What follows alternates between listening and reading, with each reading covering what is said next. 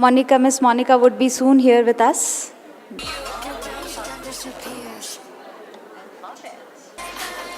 Good afternoon, ladies. Warmly welcome you all. Friends, you must have come across some remarks in our society like, लड़कियां तो गोरी होना चाहिए, or is she a celebrity? She's so dusky. So can intelligent be beautiful? With this, let me introduce our speaker today. She is an example for us as we teach our daughters not go on only aesthetics but also the intelligence. A multifaceted personality, an American musician, and an actress of Indian origin. Invite Minal for her opening remarks.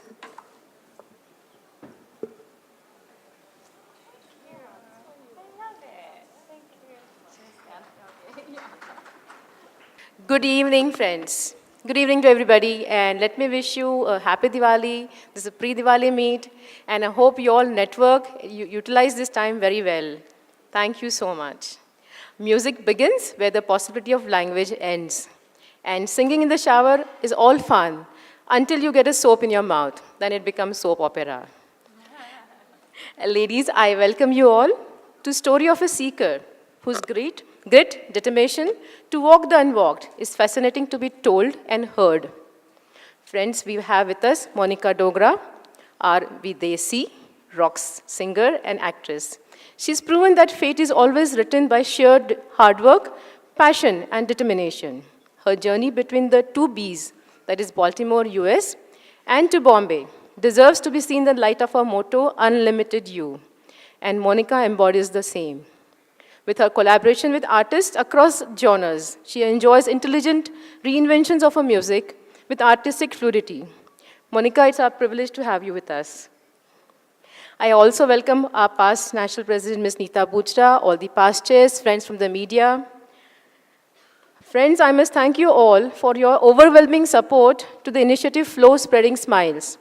The initiative intends to ignite smiles this Diwali by donating clothes to the underprivileged. We have received almost 750 clothes so far, and we are going to donate it tomorrow. You all are welcome for it. It is going to spread smiles to everybody. Let's light up their Diwali. And kindly block your date for 30th October. We are having our National President Vasvi Bharatram for that event. And someone said, on a very, very lighter note, either you can earn your bread and butter, or you can be a rock star. Let's aim for the latter. And thank you, Monica. You rock the stage now, but very quickly we'll have a group photograph first. Yeah? Thank you so much. I request all the committee members, board, past chairs to come on stage. Very quickly, we'll not take much time.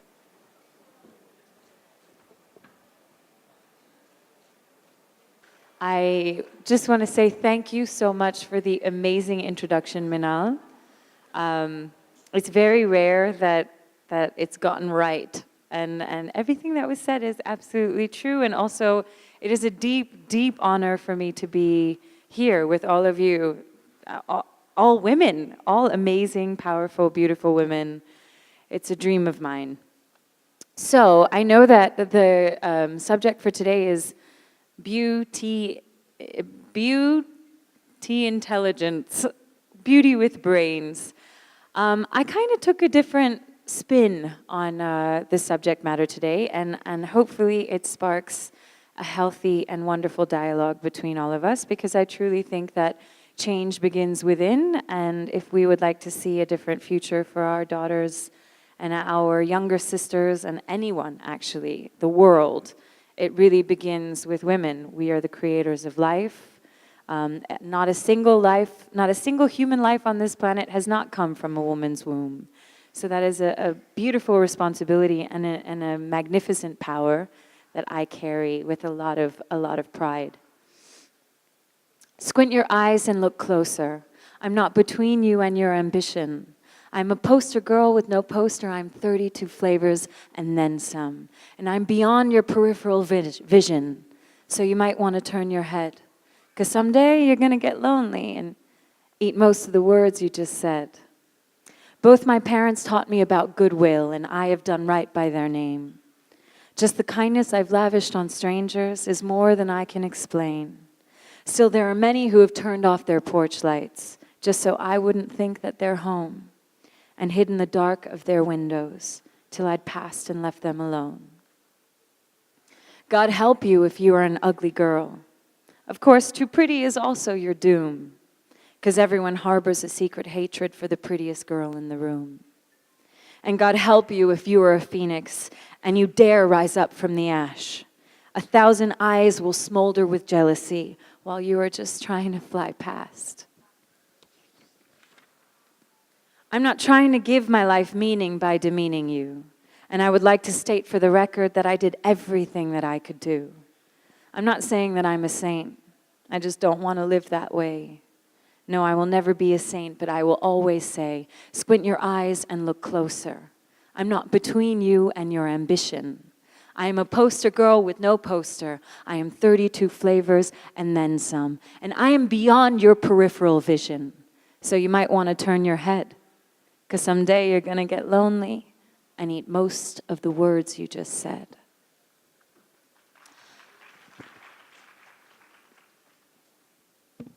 So that was a poem by, is this better? Or is this mic better? Which one's better? This one? The podium's better? This one's better. Okay. That's a poem by one of my favorite artists. Her name is Ani DeFranco. And I think what's really beautiful about it is that, well, actually, I'll bring it back. I'm very grateful that I was given the opportunity to speak about beauty with brains. But when I sat down and I thought about it, I thought, you know, what does it mean? What does beauty with brains mean? What is this stamp? Immediately, I went in the direction of wondering why it's even necessary. I mean, when a handsome man is handsome and equally as intelligent, do we all sit around and think, oh my gosh, that's so amazing, he's successful. And not only is he successful, he's also handsome. How rare. No, that's not something that even comes into the scope of discussion when it comes to men. But why does it come into the scope of discussion when it comes to women? Something to examine there. Are we doing it to ourselves? Am I doing it to you? Are you doing it to me? There is a very real need for communication and community building amongst women worldwide. I give it up to all of you for being here as a sisterhood. Personally, I know I have felt implicated by my own peers, my peers often being women. I wonder how many of you have felt admonished by other women, pulled down by other women. In India, we have a varying degree of archetypes. I remember growing up, the popular archetype of the mother-in-law being that evil homebody who would, because she had suffered living in the shadows of not being acknowledged as the bahu of the house, then grew up joining the chain of this legacy of cross-generational abusive behaviors towards the women who were considered her successors. And therein is born Saas Bhi Kabhi, whatever that soap opera, every soap opera ever made. We stand in the midst of a transformational time, wherein every magazine is discussing empowering women. We've got the Vogue campaign.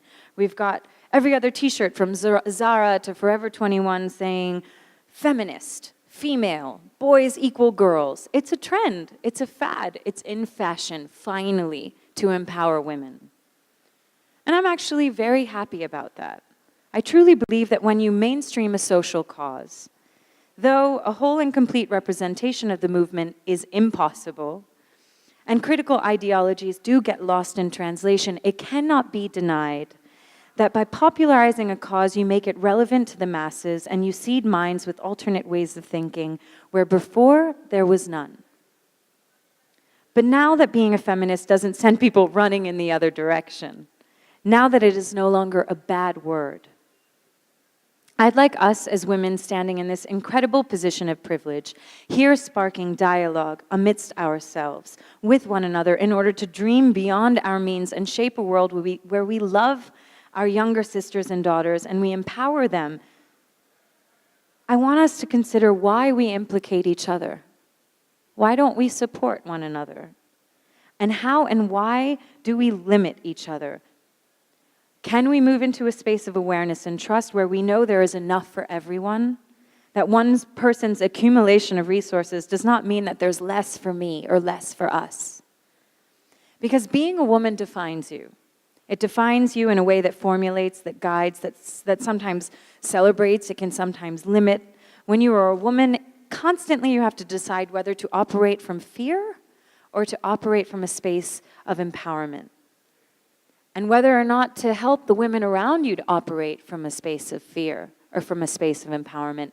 How often do we tell our children to cover up, to be afraid when they walk outside, to behave differently so as not to make someone else think that you're loose or you're forward? Or how often do we teach our daughters to be afraid rather than to have the courage to be exactly who it is that they want to be? So, to a personal story, and this is going to get a little weird, but I'm just going to be really honest because I feel like this is a safe space. My first job when I came to India, I was 22 years old, was to be photographed from my neck below in a pink tube top, a short mini skirt, my face wasn't even in the photo, and to be on the cover of a CD for Valentine's Day. I mean, the photo didn't even include my face. Shortly after that, I was asked to model and to VJ. In fact, that was the aspiration. I remember my uncle saying, "Beta, but why? Why don't you want to be a model? You can be just like this girl, just like that girl." Before I even arrived to India, I walked the ramp for Satya Paul because I saw an ad in Craigslist stating that I could earn $100 if I walked the ramp, and I was really desperate for cash, so I just took the job.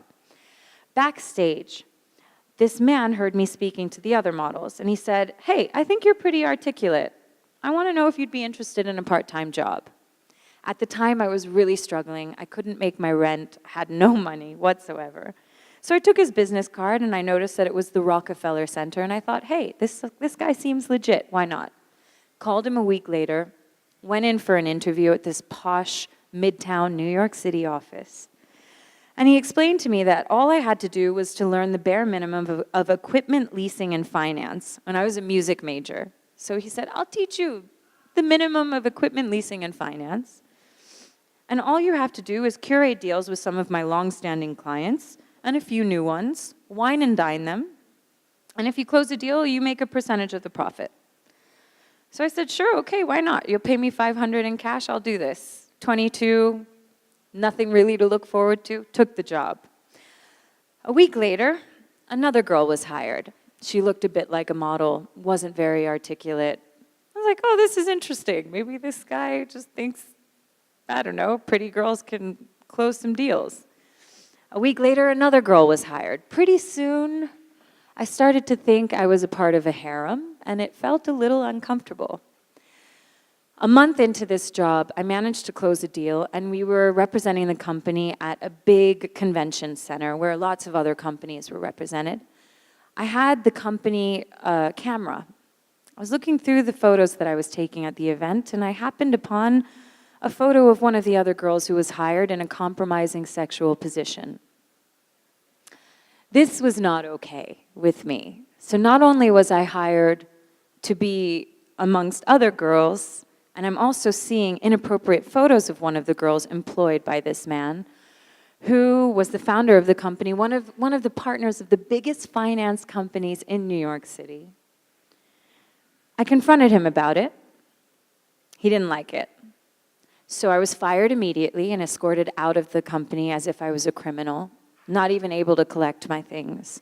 And the worst part was that none of the other girls even stood up for what I did.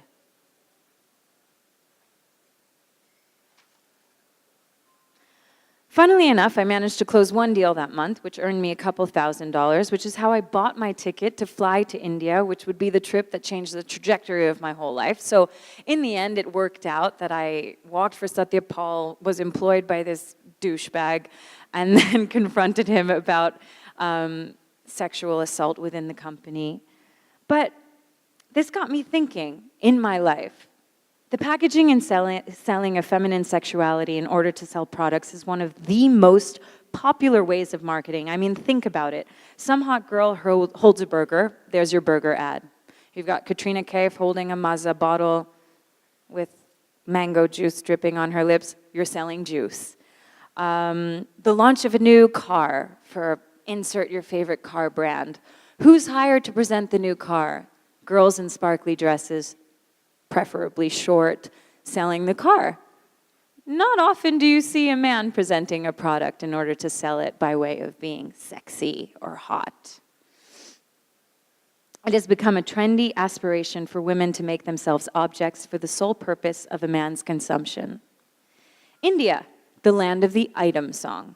When I explain this to people back home in the US or in Europe, they find it incredible that the word item for a woman exists in 2017. 2017 with t-shirts that say empower women and feminist and female at Zara and Forever 21.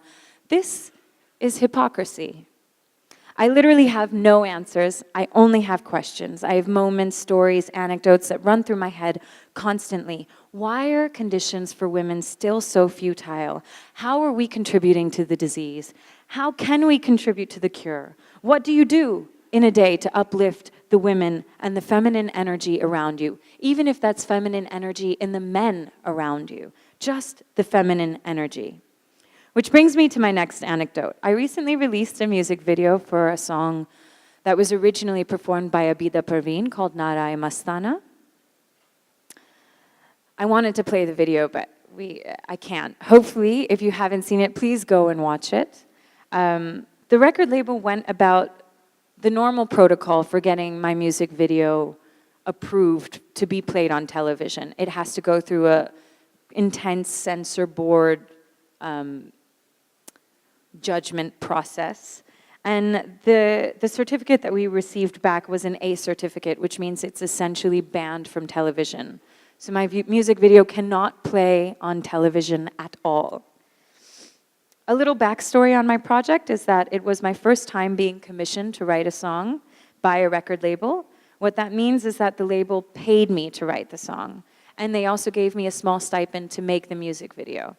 This was my first time as a musician in India experiencing this.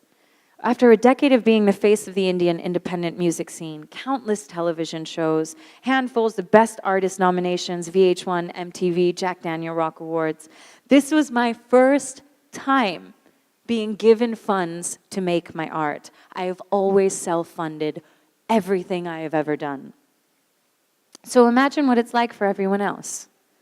I flew to LA to make my music video happen. Why did I go to LA, you ask? After an arduous month of trying and failing at coming up with a concept where I could make $1 million looking music video for less than a couple of lakhs in India, I called my friend in LA who produced for all the greatest pop artists in the USA like Miley Cyrus, Justin Bieber, Beyonce, Missy Elliott, and he agreed to come on board and work for me for free in order to make my dream fly. Something I couldn't even ask for from my community in India. I needed to assemble $1 million team for free, and I did, but not in my hometown. So whatever minimal amount of money the label did give me, I could put purely into production. So fast forward to a couple of months later, I made the music video. It's a masterpiece. I'm so proud of it. And not only does the record label love it and believe in it, but also it perfectly bridges the gap between Hindi and English. But we've got an adult rating, so no one's going to watch it. We edit it and offer to take out anything offensive, but we're given no direction, only a vague, the entire thing is adult in nature comment, to which we appeal, we reapply, we appeal again, we reapply, we appeal again, every time an adult rating. So here I am, and I have no idea why. In an act of fury, I spent the following days chasing Bollywood item songs, videos with girls in bikinis, chasing after men, straddling motorcycles, young girls with men twice their age or 3 times their age. Sunny Leone, a known porn star, in wet t-shirts, suggestively sucking on lollipops. And I tried to understand the difference. Why can that go on TV and my music can't? Why? So I beg the question. In my music video, the women are the focal point. They're not on the sidelines. They're seen as they are rarely ever seen, as sexual beings, autonomous, gloriously fierce, through their own lens, not through the lens of a man. So I beg the question, is sexual expression okay? Does it pass the censor boards? Does it get seen on TV? Does it get seen by the masses? Does it go on mainstream media if and only if the women are seen specifically as objects meant for consumption through the lens of a man? My theory is yes. I was shamed once, very publicly. Someone wrote an article about me for Huffington Post. I remember I locked myself in a hotel room bathroom. I had a blade in my hands. It wasn't the first time that I felt suicidal, and I felt it again. Only this time I had become everything I had always dreamt of being. I wasn't a scared little girl from a broken home. This time I was a successful girl who had lived her dream, who had done everything she had come to do, but somehow, watching the share ticker of this article go up to over 3,000 in just 1 hour, becoming a national trend on Twitter, being on the front page of Hindustan Times, getting calls from NDTV, CNN, IBN, all because I was a joke. This article slammed my voice, slammed my art, slammed my accent, slammed my relevance, the way I speak, the way I dress. The article made assumptions about my NRI status of coming from money and privilege when I've been working since I was 15 years old and supporting myself since I was 17. This article was written by a woman in my own community, a friend of a friend. The shares were made by many girls I had shared chai with, coffee with, co-actors, co-musicians, people who I thought I was building a community with over years, a decade, relationships I trusted so deeply. Because of this article, I basically went into hiding for about 1 year. I stopped making music, I stopped touring. I got so much attention, and as they say, all press is good press. Well, not for me. I would have been happy without that kind of press. But what it did was it definitely clarified a lot of things. I would like to be a woman who empowers every other woman around me. And just because I've been subjugated, I will not continue the epidemic of subjugation. I will not bring down someone else because I have been brought down. I will only cure the disease. My theory is that the disenfranchised further disenfranchise each other. I've seen it in the independent music scene, and I see it amidst women. Think about it. If you divide the already divided, you weaken them, and you keep them in their position of weakness. I see it in my father's family. They are victims of the partition, and now they're feuding over money and property and land. How many of us know this story? I see it in the music scene where incredible artists who are given no platform, ignored by inhabitants of India, who want so deeply for a nation of passionate people contributing change to exist. But instead of change, it's only afforded to those who can pay for it. Social status is inherited, not based on merit. And I really do think it's a big problem. The abused tend to become abusers. The subjugated tend to subjugate further. And we must begin to step outside of our own conditions and dream bigger. We must begin to empower one another if we want to see change. Find strength in the differences between us, diversity in our perceptions of all things. My spiritual teacher once said, and I really love this, that it's not about creating unity, it's about finding harmony. I really love that concept. As valid and as my thoughts and ideas may be, I encourage all of you to hold space for a million of other opposing thoughts and ideas to also formulate and also exist in equal measure. And hence, in this world of duality, we may find union. So to bring this back to the idea of beauty with brains, I do believe that integration is the future, diversity is the path, and creating communities of support will be the oil to the engine. So I call out to all of my sisters that you are all beautiful, that you all have brains, and that you all look different. And in that diversity, you are wonderful and perfect as you are. Thank you.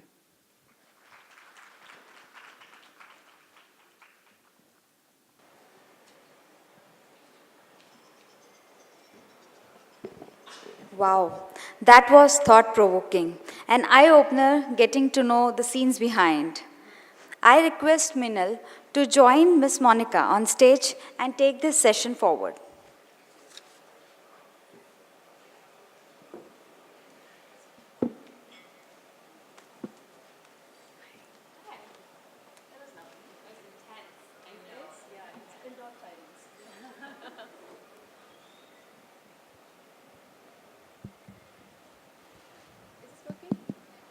Hello?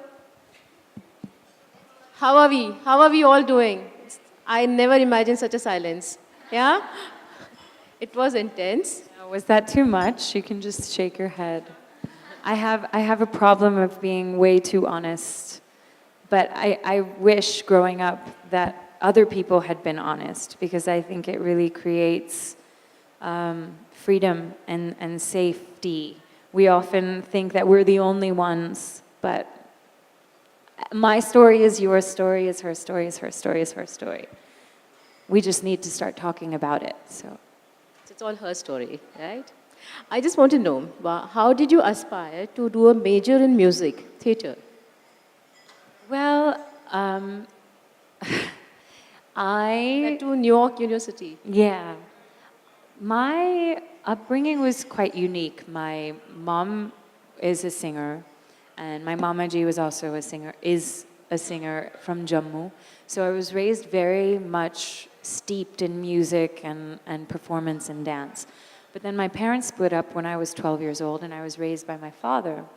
And he was very much against me being a musician.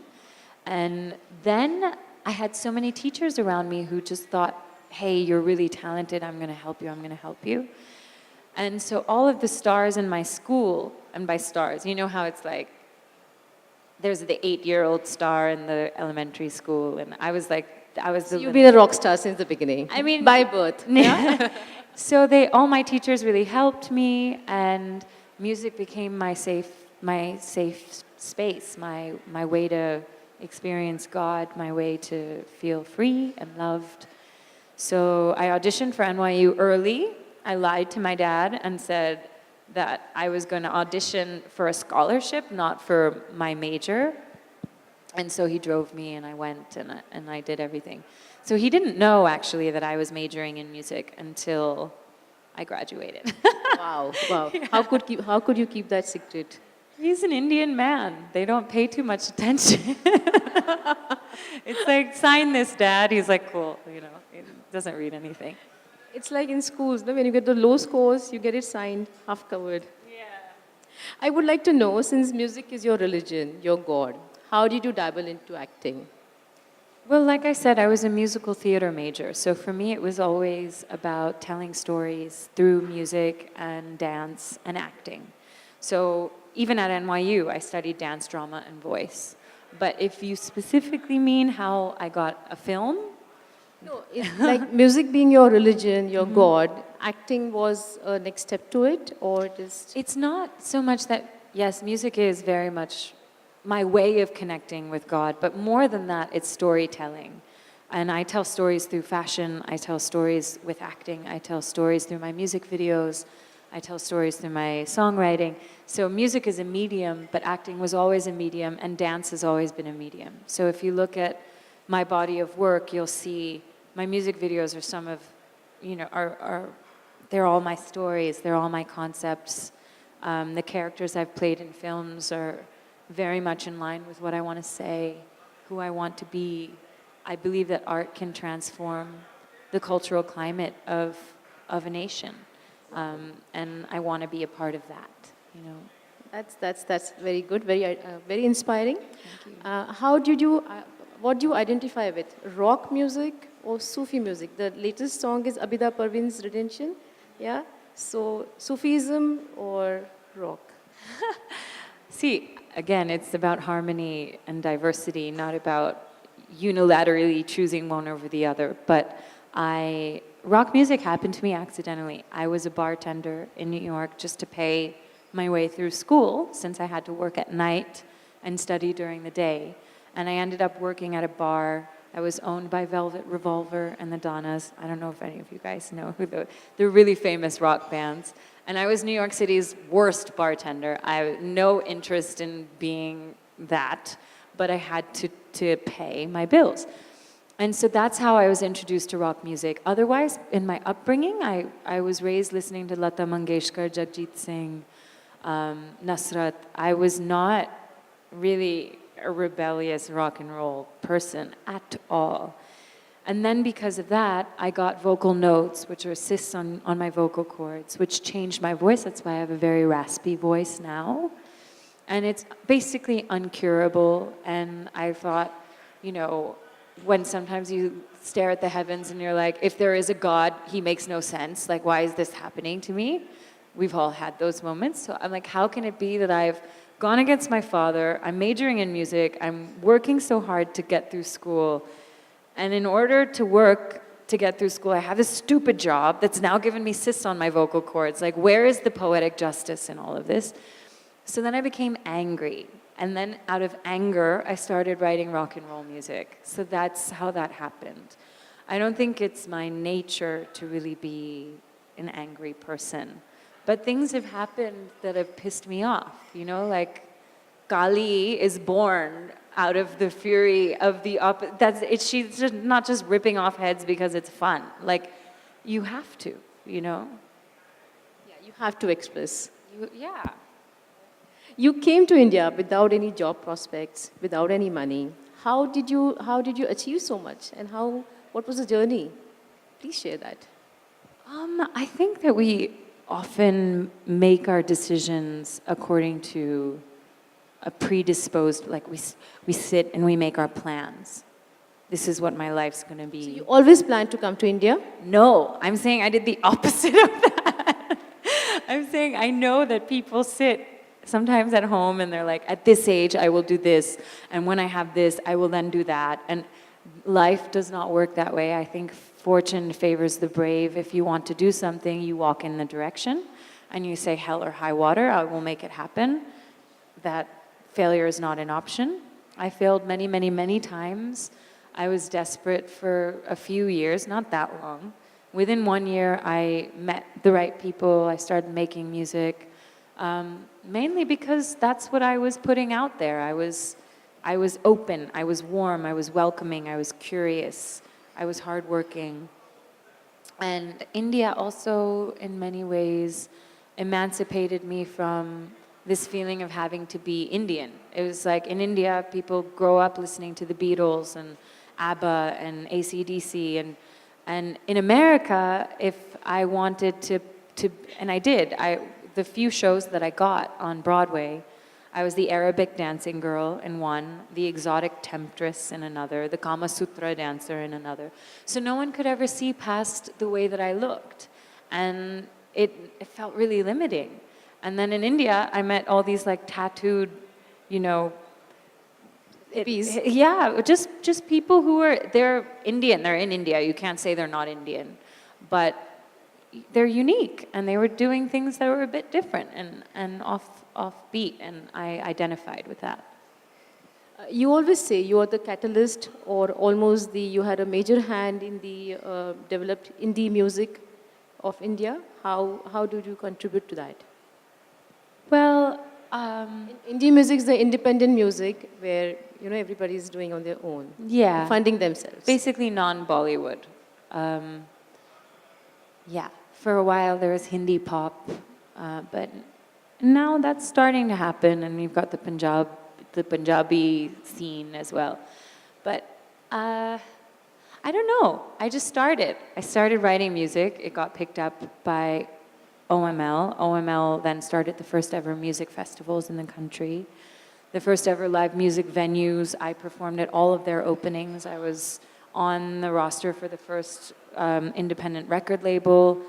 I performed at The Big Chill, at Sunburn, at N87 Weekender, at Sula Fest, at all of the first festivals.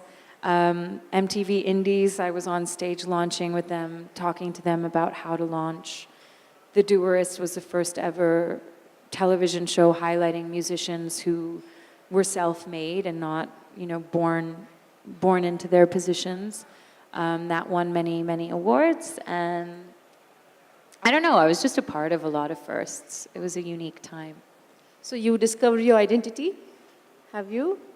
I think all of our identities are fluid. The second we say we're one thing, we should give ourselves permission to be something totally different all the time. I have to sneeze. So I would like to know, how did you audition for Dhobichat? Dhobigat is a movie produced by Kiran and directed by Kiran, and Amir acted, right? It was produced by Amir Khan Productions, directed by Kiran, Amir's wife. She saw me on the cover of Time Out, Mumbai, with my band, basically, and thought I looked interesting. At the time, I was in London touring, and she got her team to message me on Facebook. And yeah, initially, I was like, I'm not interested in doing a Bollywood film. And then they wrote me back and said, it's not your typical Bollywood film. Are you sure you wouldn't be interested? And so then I was like, yeah, why not? Let's see what happens. So I auditioned. And then the second time I auditioned, she made me audition with Amir. And at the time, no one knew that Amir would be in the film, including me. I thought it was just Kiran's film. Amir had nothing to do with it. So it was a pleasant surprise, or? No, I was deathly afraid. I thought I was going to throw up. I was so scared. I was, I saw Qyamat Se Qyamat Tak when I was 9 years old. Like, I was a really big Amir fan. I am still a really big Amir fan. So auditioning with him was really scary. And then I was offered the role, and when I accepted the role, after I accepted the role, she was like, and by the way, Amir's in the film, opposite you. So that's how that happened. So who was better, Kiran or Amir? Or who was worst? There's no such thing as better or worse. They're totally different. Kiran and I have a much different equation than Amir and I. Both of them are incredible artists. Both are rooted in all of the right places. And yeah, you can't say better or worse. Apples to oranges. So what has been your experience as a singer in the Indian music industry, and does it really honors merit?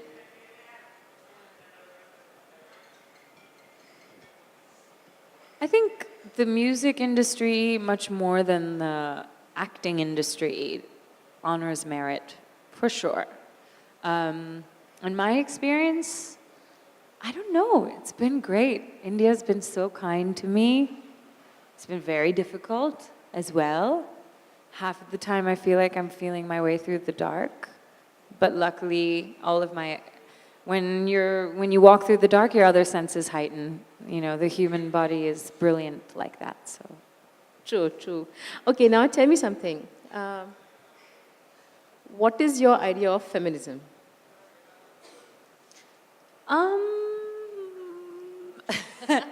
My idea of feminism is, I wish I wrote this thing.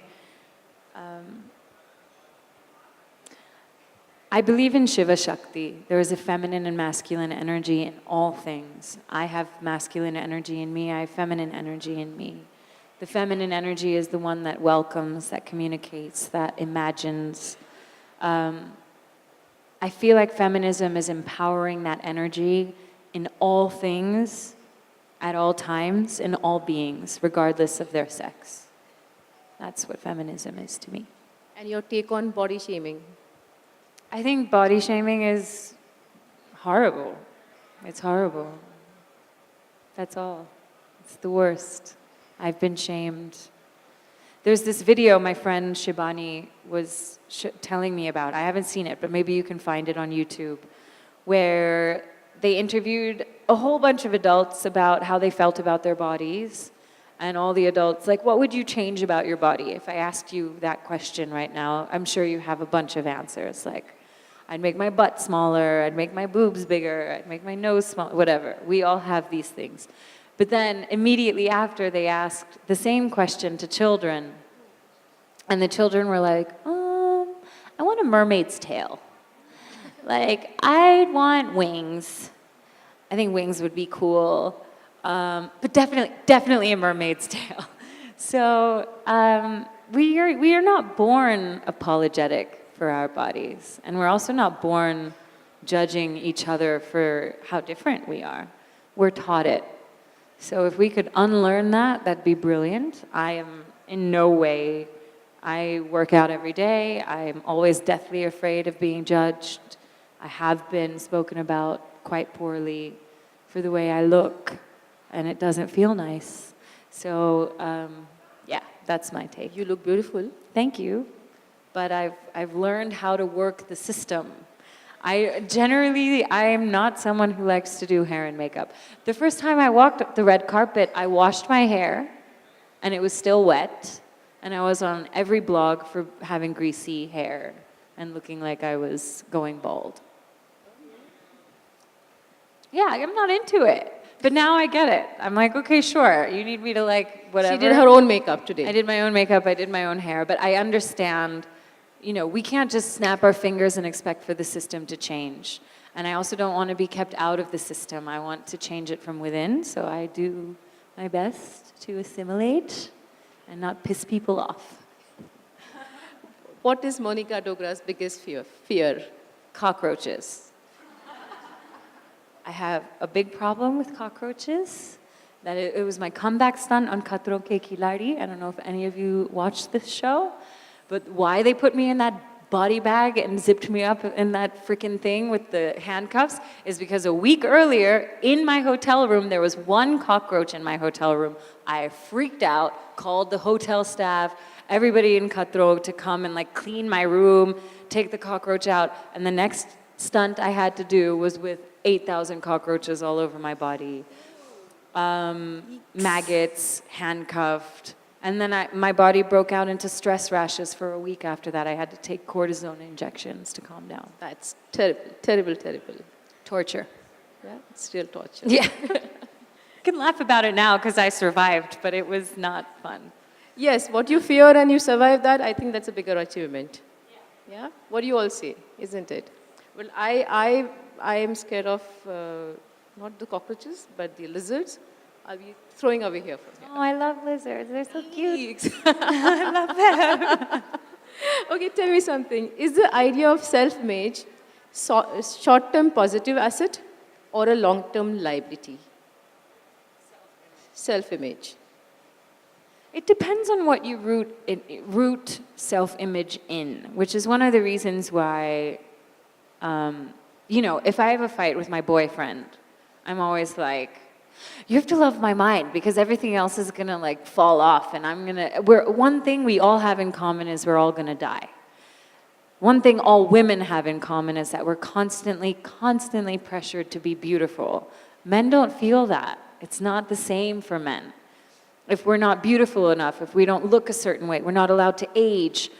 My first film was with a man at least twice my age. And I'm not allowed to be in my 30s. I have to pretend like I'm in my 20s.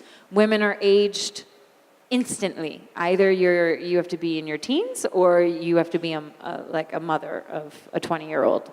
It doesn't make any sense. So if you root your self-image in who you are, outside of what your aesthetic is, outside of your hair, your face, your young skin, then I don't think it's a liability. But it is a practice because we don't live in a world where we're encouraged to do that. And I think we also have to encourage our men to communicate with us and to learn who we are beyond our physical bodies and to root our relationships in something beyond just attraction and physical attraction. So it's long. I mean, maybe nothing will ever happen, but I think about it all the time. I hope. I hope. So what is so real about Monica? And why do you call yourself an accidental rebel? Were you always a rebel since the beginning? No, I already said this earlier. It's for me, I'm an accidental rebel because actually I don't like breaking rules. I really want to make everyone happy. I want to be a good Indian girl. I grew up going to the mandir, Mata ki Jagran. Like, I never had a boyfriend. I didn't want to be, I didn't want to be a bad girl. But my parents got divorced, and all of a sudden I was, people would say she's a slut just like her mother. And why was my mom called that? Because she had the courage to leave an abusive marriage? And then also to say that about a child who's 12 years old. So there, I was I didn't want to be on the outskirts of society, I just was. And now my relationship with God, if I go to the mandir and I'm sitting like this, some auntie will come and shut my legs. I'm, I'm like, I don't mean to sit like that. It's just how I'm comfortable. Literally in my mind, I'm operating from a space of, this is just who I am. And that's my truth. But somehow the truth upsets people. And so that's the accidental rebel. It's like, how much of what we do is in order to be loved or accepted by someone else? Or is what we do coming from just within, just who we want to be? And so that's why I'd say I'm an accidental rebel, yeah. Now tell me something. What is that you would give a message or advice to our members? Most of them are entrepreneurs, some of them are housewives, they are homemakers, they're into jewelry, businesses. So as an entrepreneur, what is that would you advise them? Gosh, I'm in no place to advise any of you except for to say that spaces like this are critical and that there's a lot of power when like-minded people come together. I think it's important to ask for what you deserve. There's something I really love to ask people, which is, what have you learned recently and what do you long for? Maybe you can do that in your home when you go home tonight. But what I learned recently is that I can't expect to get what I believe I deserve if I don't ask for it. And that I've somehow inherited this weird, like, Mother Teresa sacrifice thing that women inherit. We're taught to sacrifice. We're taught tolerance. Men are not taught that. Like, oh, it's okay, like your needs don't matter. What you want doesn't really matter.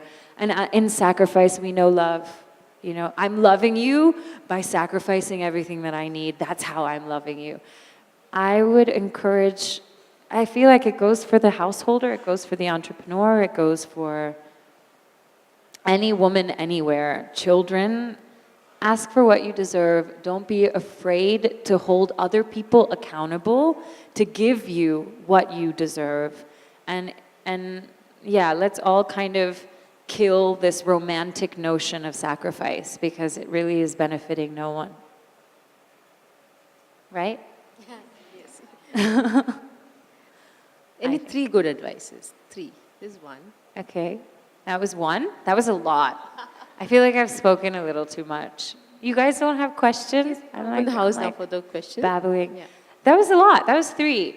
Yeah. I think dialogue. Do you think so? Yeah? Okay, we can open the house for Q&A.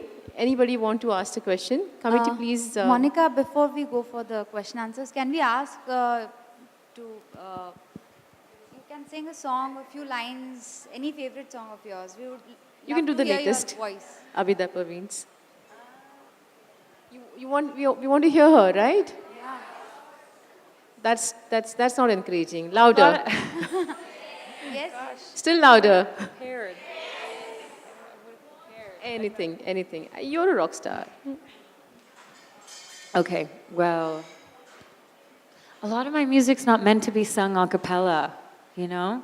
It's meant to be with, okay.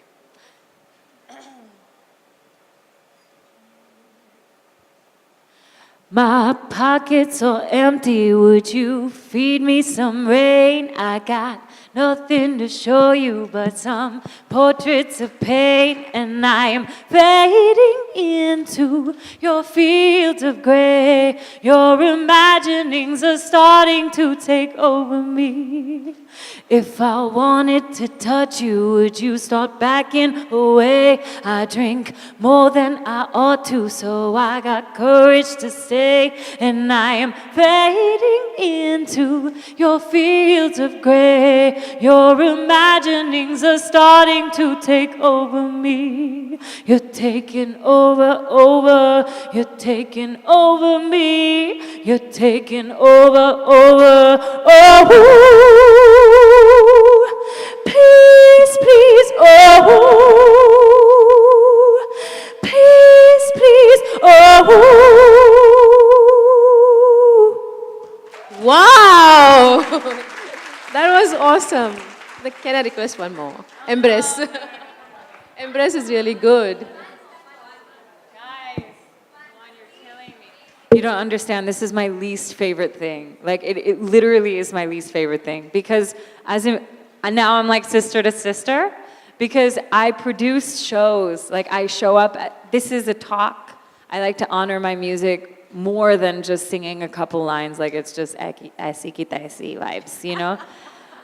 It happens all the time. I know that this is like a thing. People come for an interview, like, sing a couple lines. But I don't like it because it's not going to sound the way I would love to show you how I can sound. You know what I mean? So it makes me feel bad. So I'm off the hook? Okay, great. Thank you. That was lovely. We can open the house for questions. Any questions? Anybody? There was the biggest fan of yours, Aditi. Where is she gone? Yes, here she is. Yes. She's the one who the very first registered lady, and she wrote amazing, all the Zs. Hi. So, funnily, the stage is the only show that me and my husband, we both watch. We record it, and then we watch it again on YouTube. So that many times for the past 3 years. This is the season 3, and we're loving it. Thank you so much. So my question is that, how do you see English music coming in India? And do you think there is scope for English music as big how that we see in the States or wherever? Well, yes, I do. Because purely from the perspective of population, India has one of the largest English-speaking populations in the world. So that just makes me feel like absolutely there's scope. But one of the things that's been really interesting to see on the stage is that in the beginning, the first contestants who came, they were all supported by their families. And, for better or worse, a lot of them came from extremely sheltered upbringings, which meant that as artists, they don't know what it's like to fight for their right to exist. You know what I mean? And an English singing talent needs to have that because the industry has not been made yet. No one's going to come and say, like, here's your whole structure, this is the plan. We know this artist became famous this way, so this is how you will become famous. I'm one of the most famous artists in the English singing sector, and I am what I like to call medium famous, It's not, and I've done everything myself. I write my own music, I style myself, I am my own machine, I'm my own business. A contestant from a sheltered family is not going to know how to do that. They're not going to, and they didn't, which is why, I won't say. Now though, season 3, you saw the first. What's amazing is that all of them are like, my mommy, papa don't support me. They don't know I'm here, And I'm like, that's amazing. If boys from Jalandhar are coming, getting sponsored by their neighbors, that's a story. They're hungry. They're desperate. From desperation comes artistry. And that's important. India will need to hear a story like that to respond. It can't just be like, oh, wow, like, you're so fashionable because you're wealthy and great, And fabulous voice, it's not enough. A star needs to be a person with something to say. And I believe in it. That's why I'm doing the show. I wouldn't do the show if I didn't believe in it. So will it be as massive as Bollywood? Probably not. Because again, from a population perspective, Hindi speakers far outweigh English speakers in this country. But from a world perspective, enough people speak English. My family I have some family in Phagwara. They listen to Akon and Beyonce. So if they can do that, they can listen to an Indian singing in English. They can. And congratulations for your 2 million views on Thank your you. video. Oh my God, thank you, yeah. Any other question? Anybody? Yes, Ramita?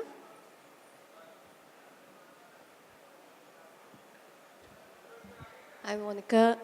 Your song really gave me goosebumps. It was beautiful. And I'm an instant fan of yours now. And what I want to ask is, I was hearing your talk and you said that you were in a hiding for an year or so. What made you come back? And secondly, what I gather from your talking is that you're into so many things. I mean, there's music, there's drama, there's Khatron Ka Khiladi, and there's your own show. How do you manage all of this and you're doing everything by your own self? Okay, well, the first question's a really good question, because I did hit. We all can relate to what it feels like to be made to feel like you're not enough, right? I mean, has anyone ever made you feel like you're just caca, like you're just crap? Like, don't stop trying. Yes, that happens to everybody. Yeah, it happens to everybody. What was unique about that for me is that I was used to that narrative in my life. And I always thought, if I was abandoned by my mom and my dad, and if I was raised without a lot of money and I never really could do what I wanted to do, that if I became famous and if I earned a lot of money and I made everybody love me, that the hole would fill and I'd be okay. So when I was shamed, I had become famous, I had earned quite a lot of money, I had become everything that I wanted to become. I thought everyone had loved me, but no one did, or at least it felt like no one did. And then I went into the hiding for a year, and I kept thinking, like, how can this be? How can we live how could I have lived my whole life with this one thing that, like, if I become a successful musician, everything will be okay? And am I ready to die? Suppose everybody does hate me. Suppose I never write a record again. Suppose I never tour. Suppose all of it's gone. And I arrived at, I exist, I'm alive, I matter. Just like everyone who exists and everyone who's alive matters. Purely from that, that's enough, that you're alive, you matter. That I didn't need fame, I never wanted it anyway. And then the next thing I realized is that if I make music for other people's approval, that's probably why I've never really reached the level of success that I want to reach. Because when you do something to make someone else love you or to have someone else approve of you, it was almost like God like backslapped me, like don't. It's like, will you still make music now, Monica? You still want to be an artist now, Monica? Are you sure? And why do you want to? So that everybody says, good job? So that the newspapers are writing positively about you? So when the newspapers wrote ill about me, that I continued to write music anyway, is when I knew I'm rooted in the right place. That I'm not doing it for someone to tell me I've done a good job. I don't need anyone's approval, and that's why in this phase of my life I've hit 2 million views, and I've never hit 2 million views ever before. So, and then to answer your second question, like I said, I'm feeling my way through the dark. Something like Khatron is what they call GEC content, general entertainment. I bet most of you have seen Khatron Ke Khiladi and not seen my music videos. That's why I did it. That is why I did it. I later on realized that you were doing it. I knew you as a magician. Yeah, okay. So at that I point, what was driving you? The public image, the fame, money, or the passion within? So like I said, I self-produce most of my work, which means I spend a lot on my music videos. I spend a lot on my production because there is no record label coming to me and saying, here, we'll pay you to make what you're going to make. So in order to self-produce, I have to earn at a level. And every time I release something really good that costs a certain amount, I feel the pressure to go beyond. So initially when Khatron came my way, the two reasons that fueled me to say yes were money, and the second one was opening up to an audience that I would never normally communicate to. People who, because I don't work in the Bollywood space, I don't do general entertainment, and I want to grow my numbers. And often within the independent music scene, we always speak about this glass ceiling, you know? Even fashion has a glass ceiling. If you don't enter into Bollywood, like every fashion designer in India will make lehengas and salwar kameez, even if they want to make couture, so that they can break the glass ceiling. So similarly, for me to break the glass ceiling, I did Fear Factor because I wanted to open up to an audience who I never normally would communicate to. And then beyond that, just the premise of feeling deathly afraid and confronting all of these things that I study Vedanta, I'm a meditator, and I wanted to be like, these cockroaches are God, this rat is God, this mud is God, this bear is God. I want to be able to remove the biases in my mind. And also, when we feel afraid and when we're shocked is when we're growing. And I can tell you, I grew a lot. And there were many moments when I wanted to give up. Many. And I do believe I was burning my karma, like by suffering every day for 40 days. And, you know, the grace was that I got paid to do it. So that was good. Any more questions here? What really makes you angry? I'm not a big fan of hypocrisy. It really bugs me. You know, I think in this phase of my life, I can accept that we all think differently, we all want to live differently. But I really believe live and let live. And I think it takes a lot of strength to understand that someone else's perspective does not have to match your own. And I feel like I do that for other people, and I would love it if other people would do that for me. On that note, any more questions? I would like to invite Ritu on stage to take it forward. A big round of applause for her. Ritu, you could also cash in on that. Wow, that was a stunner. You're a beautiful singer, and the song that you sang it very beautifully. I don't know why you thought that you're not sounding nice, but I think all of us thought you sounded very, very nice. I now request our chairperson, Ms. Meenal Jain, to present a memento to Ms. Dogra.